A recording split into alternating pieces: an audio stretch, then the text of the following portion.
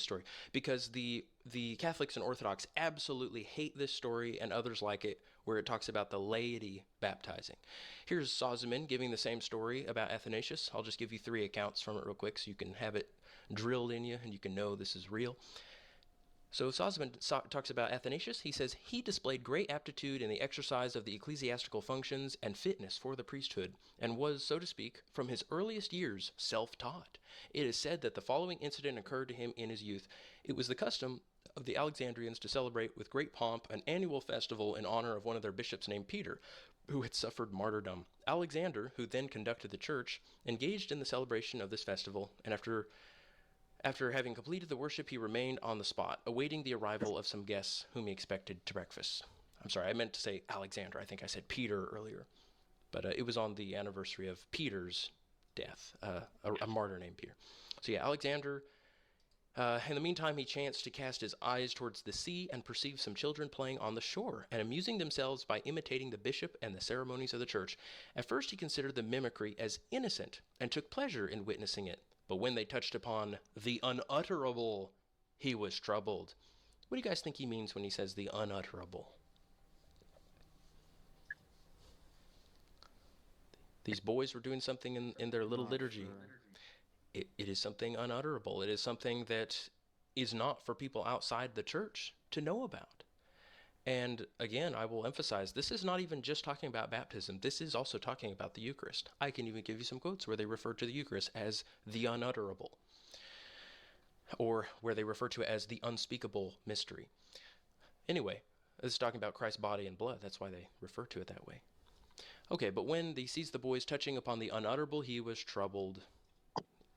It says, they confessed that Athanasius was their bishop and leader, and that many of the children who had not been initiated had been baptized by him.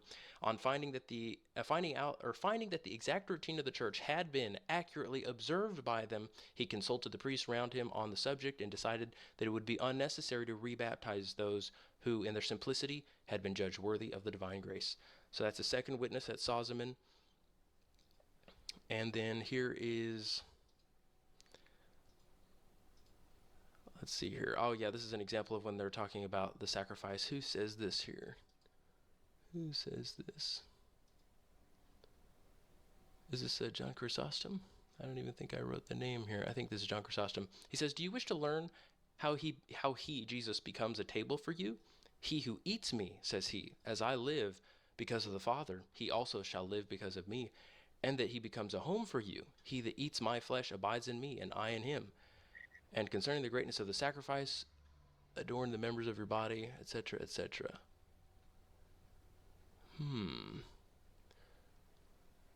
I think I may have dropped the wrong quote here. Oh, no, it is the right one. He gets to the end of the quote, so he's talking about the Eucharist here. And then at the end he says, and does it not deserve the utmost punishment if, with the same eyes with which you look upon the unspeakable and dread mysteries, you look upon harlots and commit adultery in your heart? So this is John Chrysostom referring to the Eucharist as the unspeakable and dread mysteries.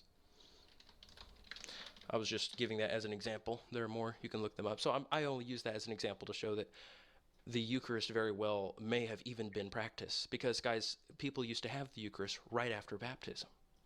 For instance, Justin Martyr says, but we, after we have thus washed him who has been convinced, blah, blah, blah, he says, there then is brought to the president of the brethren bread and a cup of wine mixed with water. This is the practice of the church, guys. You have Eucharist immediately after baptism. So we don't know, but at the very least we can establish that these boys were being baptized.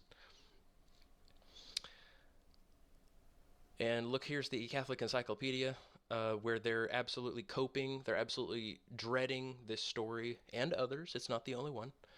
But listen to the Catholic Encyclopedia trying to say, oh, well, hopefully this event never happened, because that would destroy our false narrative that only clergy can baptize people. They say, the Bollandists deal gravely with this story, and writers as difficult to satisfy as Archdeacon Farrar and the late Dean Stanley are ready to accept it as bearing on its face every indication of truth. But whether in its present form or in the modified version to be found in Socrates, so that's a third version we're about to read, who omits all reference to the baptism and says that the game was an imitation of the priesthood and the order of consecrated persons, the tale raises a number of chronological difficulties and suggests even graver questions. Perhaps a not impossible explanation of its origin may be found in the theory that it was one of the many floating myths set in movement by popular imagination. So they're trying to say this story about Athanasius is a myth that was floating around by popular imagination. And they're saying, yeah, it's got some grave implications, they're saying.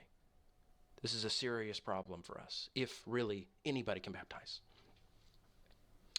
So I want to point out here that they say, well, maybe whether this story in its present form or in a modified version to be found in Socrates, who omits all reference to this, the tales raise a number of problems.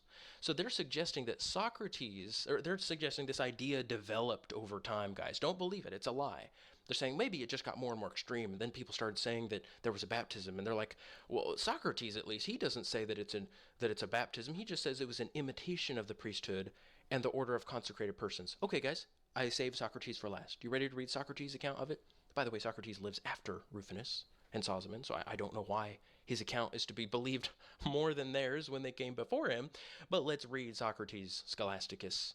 He gives the same story a little after this. Alexander, bishop of Alexandria, having died, Athanasius was set over that church. And then he says, Rufinus relates. So he's now referencing Rufinus' story, because he knows Rufinus gave the account before he did. Rufinus relates that this Athanasius, when quite a boy, played with others of his own age at a sacred game. This was an imitation of the priesthood and the order of consecrated persons.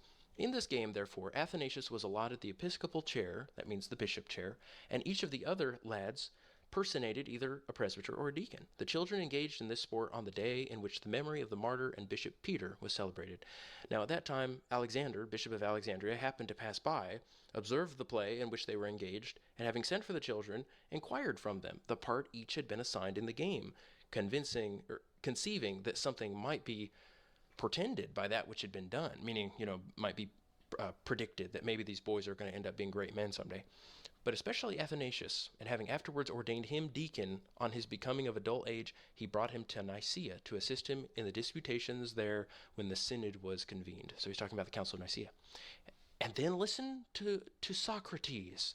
He says, this account of Athanasius Rufinus has given in his own writings, nor is it improbable that it took place, for many transactions of this kind have often occurred.